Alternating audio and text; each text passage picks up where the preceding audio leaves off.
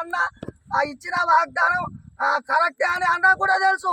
మరి ఇక్కడ లోకల్ లీడర్లు ఇంత విపరీత చేష్టలు చేసుకుంటా వీళ్ళకు డాంబర్ రోడ్ అవసరం లేదా? ఇదే లంకసదా గారికి 8 ఎకరాల భూమి ఉన్నది. నేనే ముందట పడి పిల్లగాడిని అంటాడు, నాకే రైతులు సహకరించి నేనే ముందట పడి 70,000 రూపాయలు పెట్టుకొని రోడ్డు మొరం పోసుకోవడం జరిగింది. కనీసం 1 రూపాయి కూడా ఇవ్వలే. ఇప్పుడు నెల రోజులు అవుతుంది ఇక్కడ ఉన్న గండి వాడి. కనీసం బ్లేడ్ బండితోటి కూడా మీరు చేయలేకపోతారుగా. మండల నాయకులు మీరేం చేసారు గతంలో అంటున్నారు.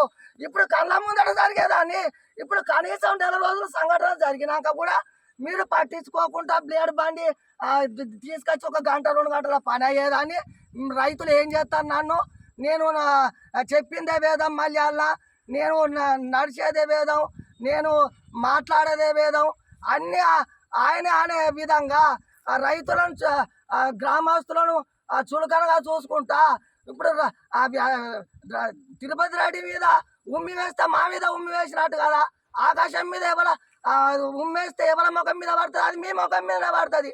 మేమేమన్నా తప్పు చేస్తే మమ్మల్ని నిలదీయండి.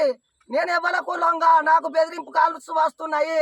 నన్ను అట స్థానిక ఎన్నికల తర్వాత దొక్కుతారట. నన్ను ఎందుకు దొక్కుతారు? మళ్ళీ లంకసదన్న మొన్న మమ్మల్ని పిలిపించుకొని ఈ సంఘటన కాడ నుంచి ఎన్నడు పిలువన్నాడు. మన టీఆర్ఎస్ నాయకులు వచ్చినాక మమ్మల్ని పిలిపించి మీరు శ్రీరాంపురం వచ్చి నువ్వు అవగాహన లేక మాట్లాడినావు, ఆ ప్రెస్ ముంగట నాకు అది అది తప్పైందని ఒప్పుకోనని అన్నాడు. నేను ఎందుకు తప్పైందని ఒప్పుకుంటా? నేను అన్నం గట్టే అన్న